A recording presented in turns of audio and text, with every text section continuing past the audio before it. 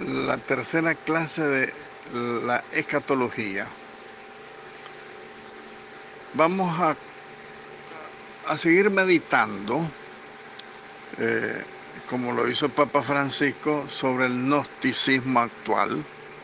Les recomiendo que lean la carta encíclica del Papa Francisco, Gaudete et Exsultate, que es el llamado a la santidad, y donde él pone al gnosticismo a uno de los enemigos de la santidad. Repasando un poco lo que hemos dicho, recuerden que estamos en una escatología de la actualidad, que es una escatología universal, y que estamos viviendo los tiempos escatológicos. El gnosticismo, dice, supone una fe encerrada en el subjetivismo. Recuerden que el subjetivismo es lo que piensa cada uno, que es su propia verdad. En el subjetivismo solo interesa una determinada experiencia y una serie de razonamientos y de conocimientos que supuestamente reconfortan e iluminan al ser, a la persona.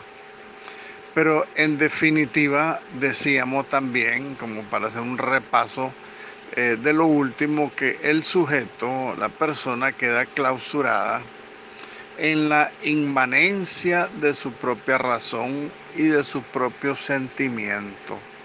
Es igualito lo que le pasa a la meditación trascendental, que empieza a haber un sinnúmero de actividades mentales y supuestamente del alma, pero el alma no sabe ni manejarla.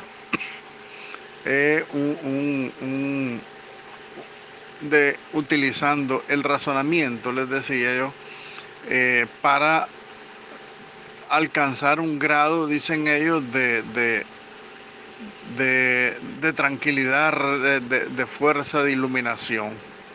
Pero lo que hacen realmente es una lucha interna para vaciar la mente, vaciar la conciencia.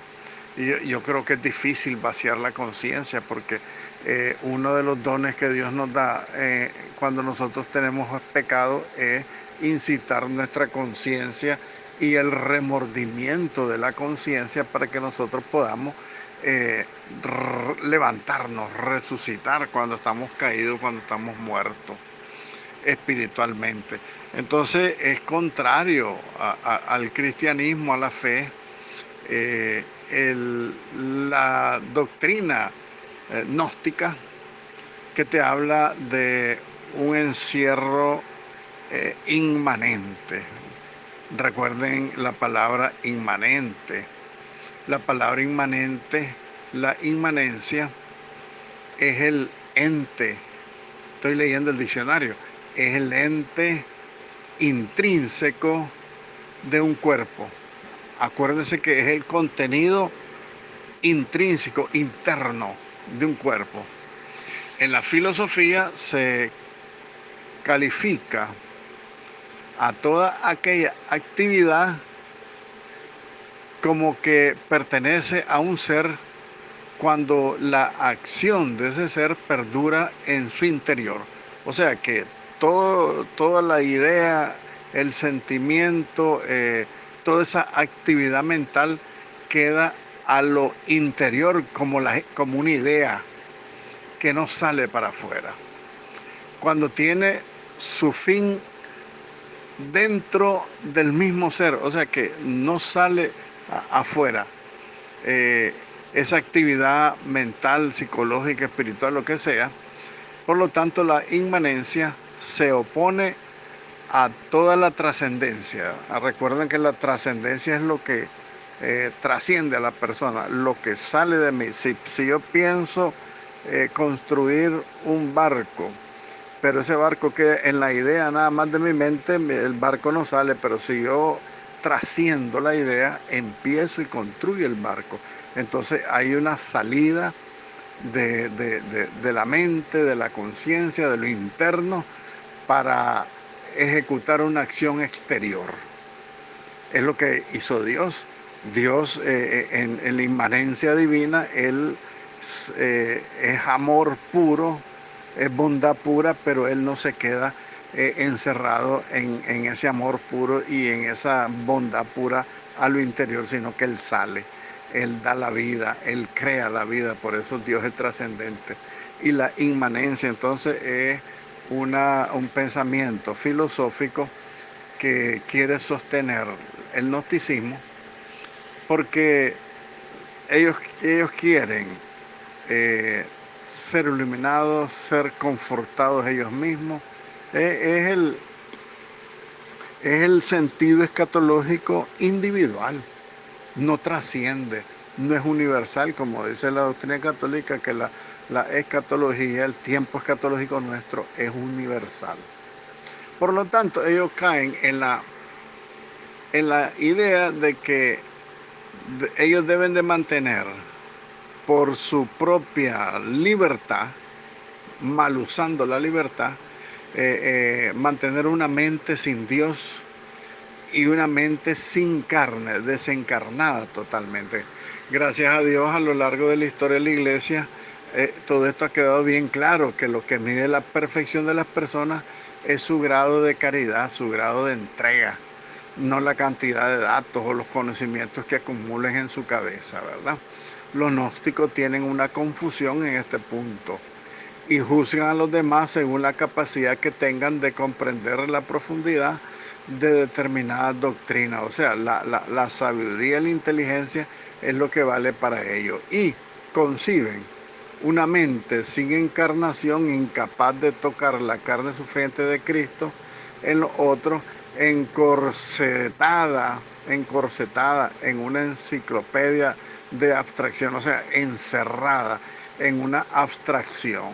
No ponen en práctica el amor, la experiencia de Dios.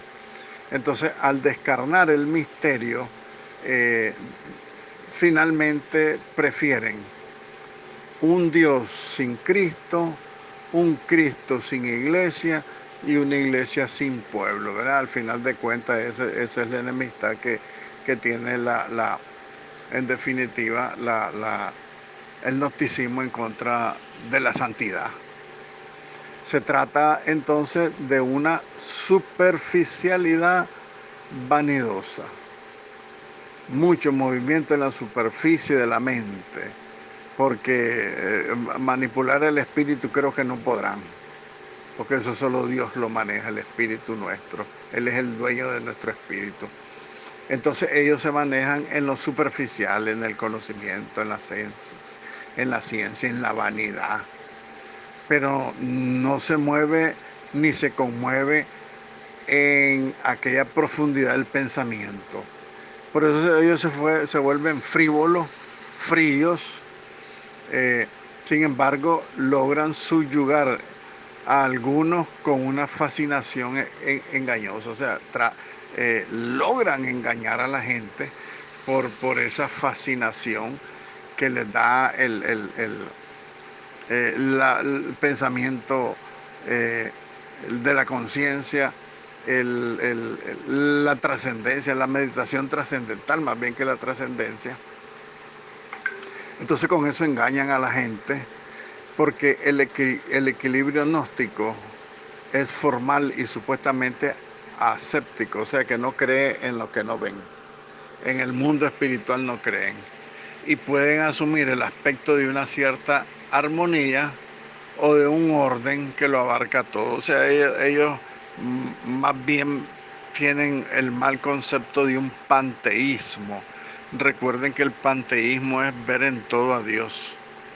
Y exageran tanto en que Dios está en todos lados, que todos somos dioses. Ese es el gran error del panteísmo, que se consideran hasta dioses. Entonces rechazan a la iglesia, rechazan a Jesucristo, rechazan a la institución jerárquica de la iglesia por todo eso, pues.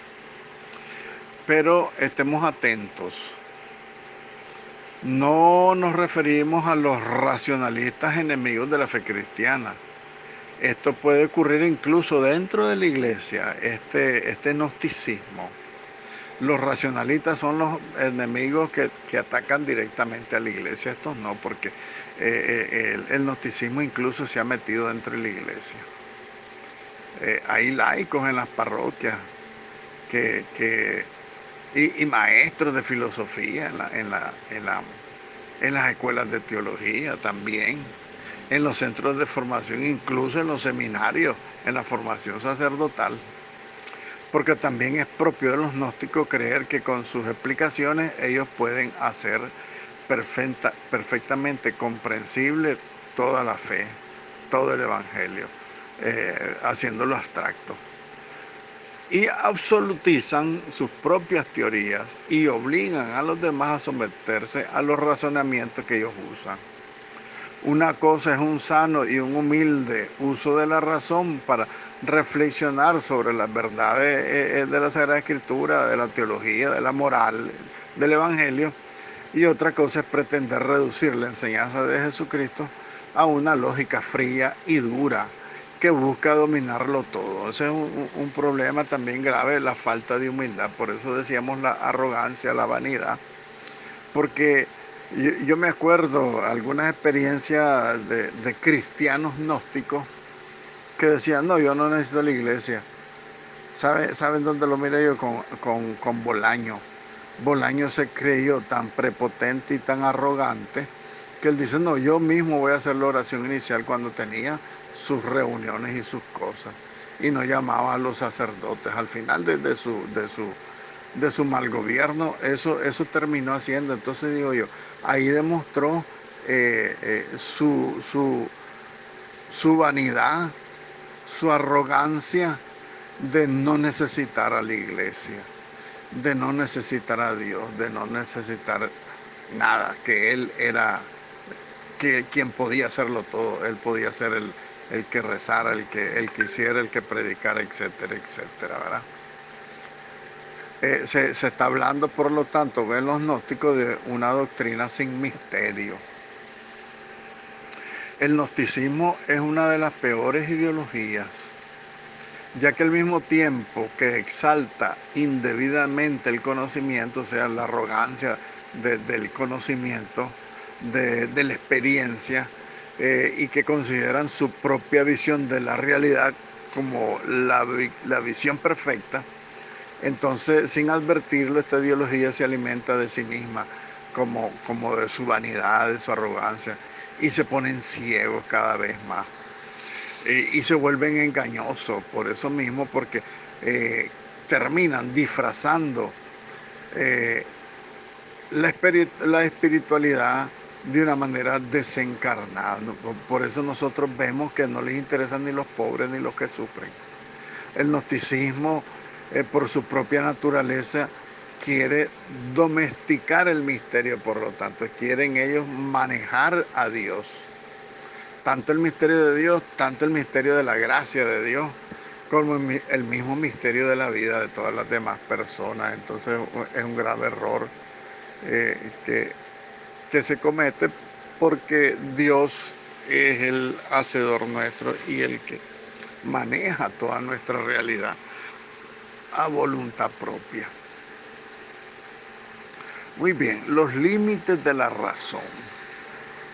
Nosotros llegamos a comprender muy pobremente la verdad que recibimos del Señor. Acuérdense que Dios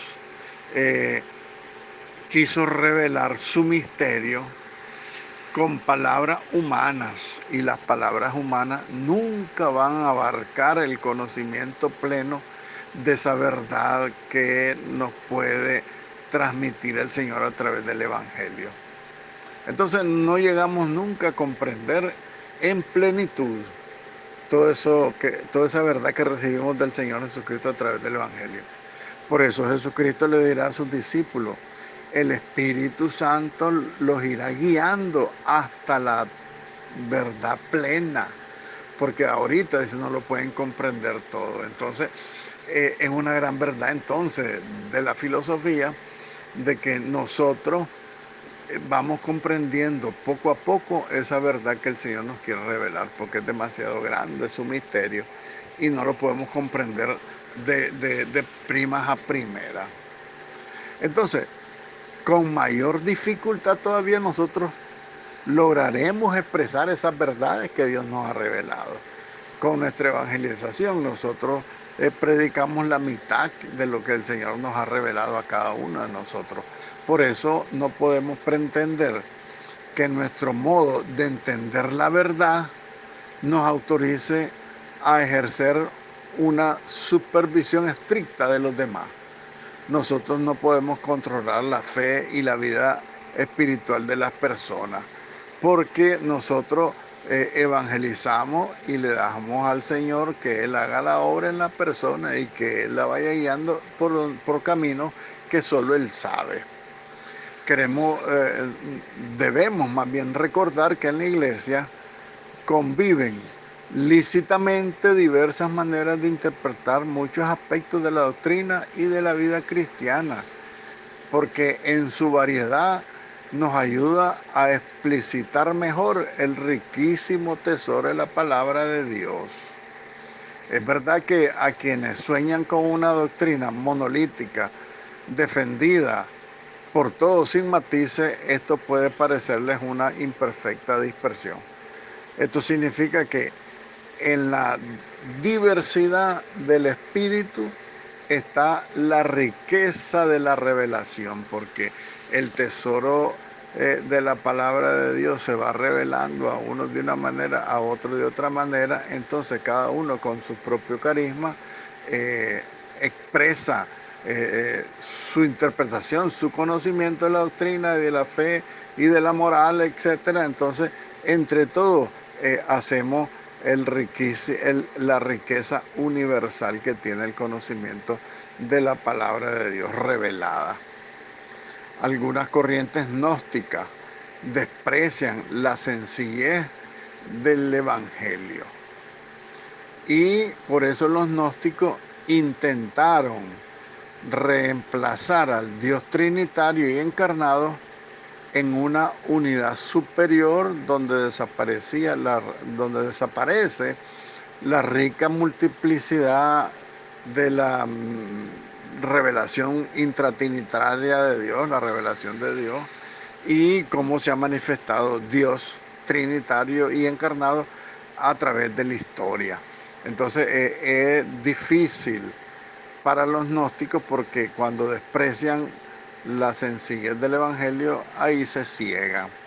Recuerden que Jesucristo le dio gracias al Padre. Gracias, Padre, porque esto lo has revelado a la gente sencilla, y no a los sabios. Y los gnósticos, ese es el problema gnóstico, que se creen sabios. En realidad, la doctrina, más bien la comprensión de la doctrina y la expresión de la doctrina, no es un sistema cerrado, por lo que estamos hablando en la diversidad de dones que da el Señor. No es un sistema cerrado, privado, de dinámicas capaces de generar inquietudes, interrogantes, dudas, cuestionamientos, ¿verdad? Todas esas preguntas que nuestro pueblo puede expresar, sus angustias, sus peleas, sus sueños, sus luchas, sus preocupaciones. Todo esto posee un valor hermenéutico. ¿Por qué razón? Porque al interpretar todos estos cuestionamientos del pueblo de Dios, nosotros podemos hacer una aplicación de la palabra revelada a la realidad que está viviendo cada sociedad, cada familia, cada persona. Y con esta hermenéutica que no podemos ignorar, si acaso nosotros queremos tomar en serio el principio de la encarnación, este Dios encarnado, la encarnación del Verbo de Dios tiene un gran sentido en la comprensión de la misma revelación. Este Dios que sale de su inmanencia, trasciende a su vida intratrinitaria y se viene a vivir con nosotros. Y todas estas preguntas que se hace el pueblo de Dios, el ser humano, la persona, todos sus cuestionamientos nos deben cuestionar también a nosotros. Y en la medida que nosotros nos cuestionamos, ahí es donde nosotros tratamos de vivir según la ley de Dios, según el plan de Dios, según nuestro fin último, que es la visión beatífica. Recuerden que el fin último del hombre es llegar a Dios, ver a Dios cara a cara y gozarse de su presencia. Y eso es el sentido más escatológico, universal y actual que nosotros tenemos que vivir. En la medida que nosotros utilizamos la hermenéutica como un medio para ir dando respuesta a todos los cuestionamientos del pueblo de Dios, pero también los cuestionamientos personales de cada uno de nosotros. Salimos de nuestras dudas. Entonces así fortalecemos nuestro conocimiento y nuestra ciencia de Dios. Con frecuencia se produce una peligrosa confusión. Creer que porque sabemos algo o porque podemos explicarlo con una determinada lógica, ya somos santos, perfectos, mejores que la masa ignorante del populacho de los cristianos a pie. A todos los que en la iglesia tienen la posibilidad de una formación más alta, el Papa San Juan Pablo II les advertía de la tentación de desarrollar un cierto sentimiento de superioridad respecto a los demás fieles. Entonces es importante también el sentido de humildad que estábamos hablando anteriormente. Es peligroso que si nosotros ya nos sentimos que podemos entender bien y explicar bien las cosas santas, nos sentimos superior que los demás. Y esto es una advertencia que nos hace el Papa San Juan Pablo II. No desarrollar ese sentimiento de superioridad respecto a los demás, pero en realidad eso que creemos saber debería ser siempre una motivación para responder mejor al amor de Dios. Si nosotros nos sentimos superior, tendríamos que ser lo que dijo Jesús: el que quiera ser el primero, que sea el último, le dijo a sus discípulos. Cuando los hijos del Zebedeo, los hijos del trueno, le dicen con la mamá: yo quiero sentarme yo a tu derecha y el otro a tu izquierda. Ustedes no saben lo que piden, le dice el Señor. Nosotros tenemos que aprender a ser humildes, a aceptar el plan de Dios,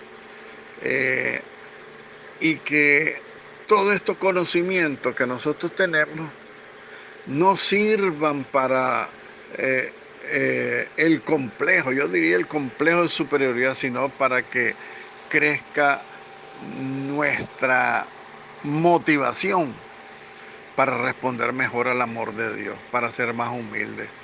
Porque así se aprende para vivir mejor, aprendemos para tener una mejor vida, para ir dejando lo malo. La teología y la santidad es un binomio inseparable. ¿Qué quiere decir esto? Que la santidad tiene que ir acompañada con la razón, el conocimiento, porque la teología es el estudio de Dios.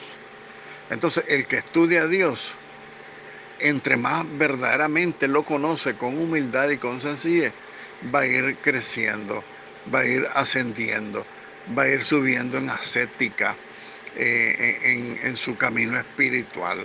Recuerden que la palabra ascética es el crecimiento espiritual, ascender. Entonces, la teología y la santidad, dice Papa Francisco, es inseparable. Cuando San Francisco de Asís veía que algunos de sus discípulos enseñaban la doctrina, predicaban, él quiso evitar la tentación del gnosticismo. Entonces escribió esto a San Antonio de Padua. Le dice San Francisco a San Antonio de Padua: me agrada que enseñes sagrada teología a los hermanos, con tal que en el estudio de la misma no apagues el espíritu de oración y devoción. Esto significa que el predicador, el discípulo misionero, el evangelizador, si apaga la oración y la devoción, termina saliéndose de toda su vida espiritual. Y ese es el gran problema que nosotros hemos visto en muchos cristianos. Valdría la pena hacer referencia incluso a los consagrados, porque Padre Santiago de Anitua le cayó mal al clero, porque una de sus expresiones dijo: ¿saben por qué se salen los sacerdotes de la iglesia? Porque tienen un problema, dice, de la cintura para abajo. Entonces los sacerdotes se molestaron. Yo me acuerdo esa frase, la recorté de un periódico que la tomó, porque fue un escándalo que se dio en ese momento. Fue a comienzos de los 90, como el 94, el 95. Dice Padre Anito, hablándole a los sacerdotes: el sacerdote se sale porque no ora. Esto significa eso. No ora, no tiene devoción. Por eso el diablo lo enreda con falda, con la falda de las mujeres. Por eso dijo el Padre de Anitua, Santiago de Anitua: cuando se sale un sacerdote porque tiene problemas, dice, de la cintura para abajo. Y fue dura la frase, pero a mí me encantó, porque imagínense ustedes que viene a reforzar lo que dice San Francisco. Me agrada, le dice a San Antonio, me agrada que enseñen sagrada teología a los hermanos, dice, con tal de que en el estudio de la misma no apagues el espíritu de oración y devoción, tanto en vos como en los que le estás predicando. San Francisco reconocía la tentación de convertir la experiencia cristiana en un conjunto de elucubraciones mentales, o sea, razonamientos mentales que terminaban alejándonos de la frescura y de la frecuencia de buscar el Evangelio. Siempre nuevo tiene que ser el Evangelio. Por su lado, San Buenaventura, por otra parte, advertía que la verdadera sabiduría cristiana no se debe desconectar de la misericordia hacia el prójimo. ¿Y de dónde sale la misericordia nuestra? De la mucha oración y de la mucha devoción que nosotros le tengamos a Jesús en el Santísimo Sacramento, a la Santísima Virgen María, a los santos. Decía San Buenaventura que la mayor sabiduría que puede existir consiste en difundir fructuosamente, con fruto, lo que uno tiene para dar. Lo que se le ha dado precisamente para que lo dispense, para que lo dé. Si mucho se te ha dado, mucho tienes que dar, pero no tienes que dar solamente la inteligencia, el conocimiento, la sabiduría, sino que debes de transmitir tu propia experiencia espiritual, que es lo que va a conectar al que recibe el mensaje con Jesucristo. Por eso, así como la misericordia es amiga de la sabiduría, así la avaricia es la enemiga de la sabiduría. Hay una actividad que al unirse a la contemplación no le impide, sino que la facilita, como son las obras de misericordia y las obras de piedad. Significa que cuando nosotros nos metemos en la contemplación, en la adoración, lo que es la devoción, la oración, etcétera, ¿no? La contemplación, eso no te quita tu conocimiento, sino que te lo facilita. Porque así vos puedes transmitir de una manera más plena y eficaz, dice, fructuosamente, o sea, que dé fruto si unís tu contemplación a tu misión evangelizadora, digámoslo así, sencillamente, ¿verdad? ¿Qué dice el gnosticismo actual? Vamos a terminar el gnosticismo. Bueno, aquí prácticamente ya lo terminamos.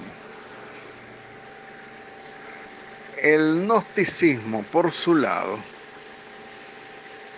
dio origen a otra vieja herejía que se llamaba el pelagianismo. Tenemos que unir el gnosticismo con el pelagianismo, porque está presente hoy en la vida de muchos cristianos e impide el proceso de santidad, dice el Papa Francisco. Con el paso del tiempo, muchos comenzaron a reconocer que no es el conocimiento lo que nos hace mejores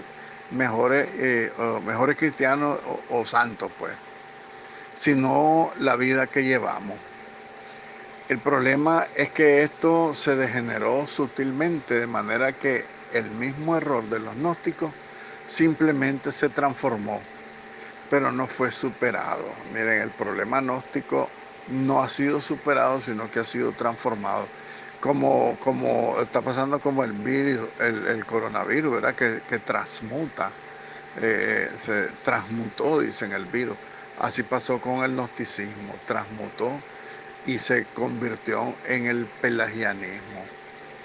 Porque el poder de los gnósticos, ese poder que ellos le atribuían a la inteligencia, algunos comenzaron a atribuírselo a la voluntad humana, al esfuerzo personal. Y ahí es donde está el problema del pelagianismo, que ya no es Dios el que te va a salvar, sino que vos mismo te vas a salvar. Así surgieron los pelagianos y los semipelagianos. Ya no era la inteligencia lo que ocupaba el primer lugar en el misterio y en la gracia, sino la voluntad. Se olvidaba de que todo depende no del querer o del correr, sino de la misericordia de Dios. Y que Él nos amó primero. Ese es el gran problema de el pelagianismo, y también es un problema de la virtud de la humildad y de la entrega a Dios, que es el pecado de, ¿cómo que se llama este pecado? Más adelante que lo traiga se lo diré. Significa entonces, por lo tanto, que nosotros le hemos comenzado a dar culto a la voluntad. Y la voluntad se ha convertido en la propia libertad. Y se le ha dado un culto a la libertad, que ahora han surgido todas esas ideologías extrañas que quieren deformar tu espiritualidad. Por ejemplo, eh, yo no necesito que nadie me enseñe, porque mi voluntad y mi libertad es la que dirige mi conciencia. Mi libertad es la que hace que yo quiera hacer lo que yo quiera. Por lo tanto, no es pecado lo que dicen los abortistas, ¿verdad? Matar a un niño no es pecado, es aborto, porque yo soy libre. A lo sumo, dice, lo que los hombres cometen son errores, y los errores pues se piden disculpas, ya no es perdón, se pide disculpas. Entonces ya no necesitas nada, con solo quererlo ya voy a estar haciendo, porque es la voluntad. La voluntad es el querer y el obrar. Dice San Pablo a los romanos, el Señor es el que nos da el querer y el obrar, porque Él nos amó primero. Él nos da el querer y el obrar. Significa que Dios nos da la voluntad para salvarnos, Él, no salvarnos nosotros. Entonces es un error grave querer apartar a Dios de la misericordia, porque todo depende de Dios, no de mi voluntad, ni de mi querer, ni de mis ganas. Si tengo ganas sí, si no tengo ganas no, porque es parte de mi forma de ser. Entonces es una voluntad, es una libertad sin humildad. Los que responden a esta mentalidad pelagiana, aunque hablen de la gracia de Dios con discursos elocuentes, etcétera, en el fondo solo confían en sus propias fuerzas. Se sienten superiores a otros por cumplir determinadas normas y por ser inquebrantablemente fieles a un cierto estilo de vida cristiana católica, pues. Es lo que dicen las católicas por el derecho a decidir. Ellos se sienten demasiado superiores a todos los cristianos porque ellos son demasiado fieles a la doctrina que ellos creen tener, ¿verdad? Cuando alguno de ellos se dirige a personas más débiles diciéndole que todo se puede con la gracia de Dios, en el fondo suelen transmitir la idea de que todo se puede con la voluntad humana, como si la voluntad humana fuera algo puro, perfecto, omnipotente. Solo el Dios es perfecto y omnipotente.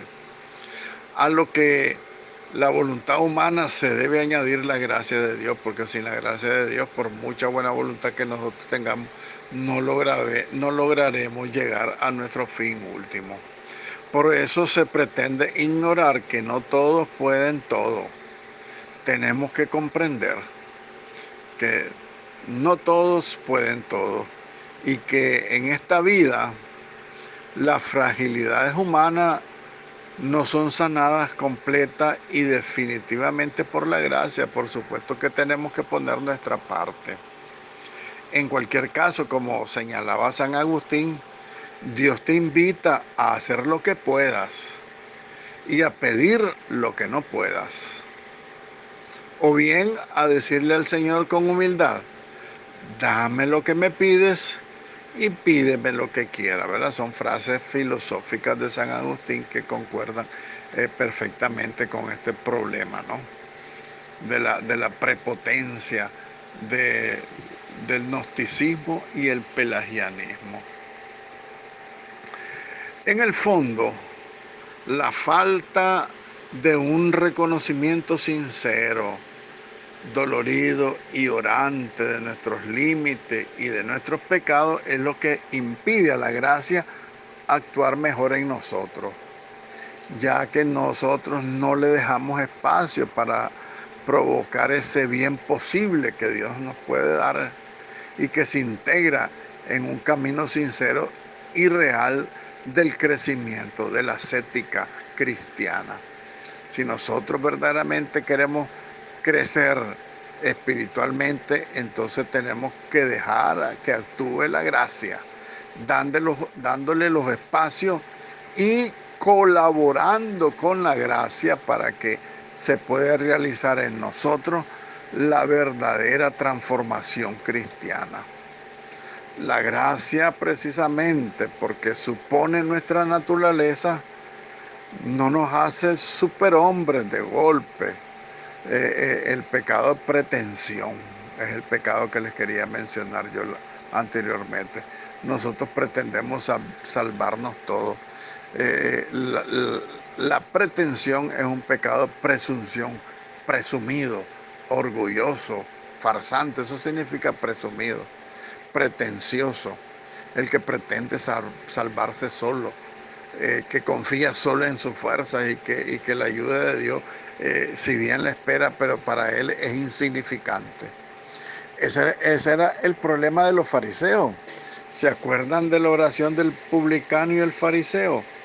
Decía el fariseo, te doy gracias, Señor, porque yo no soy como ese que está ahí. Yo pago mis impuestos, yo hago esto, yo oro, yo hago todo lo que hago, porque al fin de cuentas yo no te debo nada. Eso es lo que quiere decir el fariseo en oración a Dios. Dios, yo cumplo esto, yo hago esto, esto otro lo he hecho, así que no te debo nada. Ese es el gran pecado de la soberbia del fariseo. No ser humilde como el publicano que decía, Señor, perdóname, perdóname. No levantaba la cabeza, perdóname. ¿Y quién salió justificado? Dice Jesucristo, el publicano, porque el fariseo se sentía salvado por su propia fuerza, el gran pelagianismo del tiempo de Jesucristo, porque ellos no necesitaban de Dios para salvarse. Razonen bien la oración del fariseo. Señor, te doy gracias porque yo no hago esto, yo no soy pecador, yo pago los impuestos, yo hago esto, por lo tanto, yo no te debo nada. Ya te pagué todo lo que te tengo que pagar y por mi propia fuerza yo me estoy salvando solo. Es el pecado de pretensión, presumir que te vas a salvar solo. Y como les decía, la gracia precisamente, la gracia de Dios, porque supone nuestra naturaleza, Dios quiere que nosotros pongamos, por supuesto, nuestra parte para la salvación, pero la gracia es la que va a intensificar y va a abrir el camino sincero para el crecimiento espiritual. ¿Por qué? Porque la gracia no nos hace superhombres, sino que nos va transformando poco a poco conforme nuestra naturaleza va entregándose a Dios. Pretenderlo sería confiar demasiado en nosotros mismos. Es el pecado presunción. El pretencioso confía demasiado en sí mismo. En este caso, detrás de la ortodoxia, de la doctrina sana, nuestras actitudes pueden no corresponder a lo que afirmamos sobre la necesidad de la gracia de Dios. Y en los hechos terminamos confiando poco en la gracia de Dios. Pero si no advertimos nuestra realidad concreta y limitada, tampoco vamos a poder ver los pasos reales y posibles que el Señor nos pide en cada momento de nuestra vida para que vayamos creciendo, después de habernos capacitado Él mismo con su Espíritu y habernos dado la formación y habernos cautivado con el don de su amor. La gracia actúa históricamente y de ordinario. No nos toma ni nos transforma de una manera progresiva. Nos toma y nos va transformando de una manera progresiva. La gracia va actuando poco a poco conforme nos vayamos nosotros mismos entregando, vayamos cediendo a cumplir la voluntad de Dios y a rechazar nuestra propia voluntad. Por esto, si rechazamos de esta manera histórica y progresiva la gracia, de hecho podemos llegar a negar la gracia y bloquearla, aunque la exaltemos con nuestras palabras y la prediquemos, etcétera. Ese es el problema de la gracia cuando no la dejamos actuar, ¿verdad? Y incluso la podemos llegar a negar. Cuando nosotros queremos manejar, Señor, que se haga mi voluntad, no la tuya. Ese es el gran problema de los pelagianos, de los gnósticos, de los fariseos, ¿verdad? Tenemos que aceptar la gracia de una manera histórica y progresiva, porque de ordinario es la manera que Dios nos va transformando. En la medida que nosotros vayamos entregándonos, vayamos rechazando nuestra forma de pecar. Y si nosotros no la bloqueamos, vamos a ir creciendo, vamos a ir desarrollándonos, vamos a ir fortaleciéndonos en santidad. Cuando Dios se dirige a Abraham, le dice: yo soy Dios Todopoderoso, camina en mi presencia y sé perfecto. Para poder ser perfecto como a Él le agrada, necesitamos vivir humildemente en su presencia, envueltos en su gloria. Nos hace falta caminar en unión con Él, reconociendo su amor constantemente en nuestras vidas. Hay que perder el miedo a esa presencia que solamente puede hacernos el bien.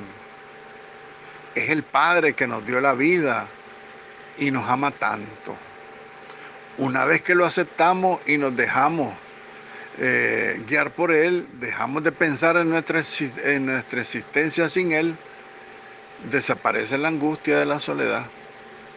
Porque miren ustedes que el vaciamiento de la meditación trascendental es eso, es la soledad más profunda del alma, donde dicen ellos que encuentran la plenitud de la iluminación. ¿Quién sabe de qué iluminación? Pues porque más bien es profundizar la soledad que vive la persona como individuo. Entonces, una vez que nosotros aceptamos y profundizamos, nos dejamos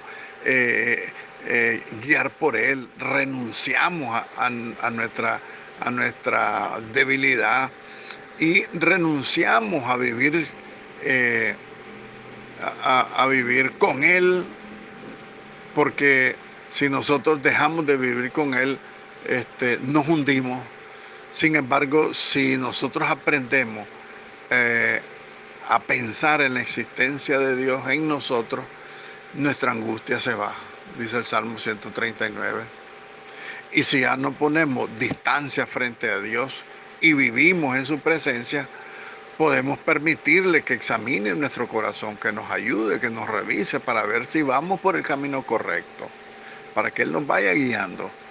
Así conoceremos la voluntad agradable y perfecta que Dios quiere, como dice San Pablo a los Romanos, el capítulo 12. ¿No? Y dejaremos que Él nos moldee como un alfarero. El alfarero que leíamos el sábado, creo yo, del profeta Isaías, capítulo 29. Hemos dicho tantas veces que Dios habita en nosotros, que es mejor decir que nosotros habitamos en Él, que Él nos permite vivir en su luz y en su amor. Él es nuestro templo. Lo que busco es habitar en la casa del Señor, dice el Salmo 27, todos los días de mi vida. Entonces el Señor es el templo, nosotros tenemos que vivir en Él, como la gota de agua vive en el inmenso mar. Así es nuestra alma, vivir en Dios es como una gotita de agua en el inmenso mar. Vale más, dice el Salmo 84, vale más un día en tus atrios que 1000 en mi casa. En Él somos santificados, en Él nos movemos y existimos, dice San Pablo también. Entonces muchas veces es una verdad que nosotros olvidamos, que la meditación trascendental y todas esas cosas raras son contrarias a la fe, porque la meditación es china, oriental y todas esas cosas raras, el reiki, etcétera, lo que hacen es alejarte de Dios, porque es vaciar tu cabeza hasta de Dios. Mientras que la oración, la adoración, la contemplación, que es la oración más perfecta del cristiano, es la que te une más estrechamente a un tú que está abrazándote, que está siendo tú mismo, está siendo transformando, santificando tu vida, nuestra vida, la vida de todos los cristianos. Entonces, dos problemas de la escatología actual y universal es la escatología individual, que la escatología individual, fíjense ustedes, pues tiene que trascender a la universal, porque la individual es la que te cierra en ti mismo, en tu propia perfección, en tu propia salvación, pero no sé de qué manera, porque la salvación solamente es en Dios. Entonces la adoración, la oración, la contemplación, la alabanza, todo es lo que te une a Dios y te hace vivir desde aquí tiempos escatológicos, o sea, vivir en el cielo, incluso aún estando en la tierra. Miren qué maravilloso entonces el razonamiento de la concepción progresiva de la escatología individual a la escatología universal, que nosotros ya estamos viviendo la felicidad divina en poquito, en semilla, digámoslo así. Ya la estamos viviendo porque estamos deleitándonos con la presencia de este Dios, que no lo vemos con los ojos, pero sí lo sentimos en el alma y lo vivimos verdaderamente cuando nosotros tenemos la convicción y la humildad de aceptar a este Dios todopoderoso que camina conmigo, que me va perfeccionando, que me va guiando, que me va envolviendo con su gloria y me hace caminar en unión con Él, reconociendo su amor de una manera constante en nuestra vida. Hasta aquí, mis queridos alumnos, damos la gracia al Señor y que la Santísima Virgen María nos regale la humildad y la pureza de su alma, de su mente y de su corazón. Bendita sea tu pureza y eternamente lo sea, pues todo Dios se recrea en tan graciosa belleza. A ti, celestial princesa, Virgen Sagrada María, yo te ofrezco en este día alma, vida y corazón. Mírame con compasión, no me dejes, Madre mía. Amén.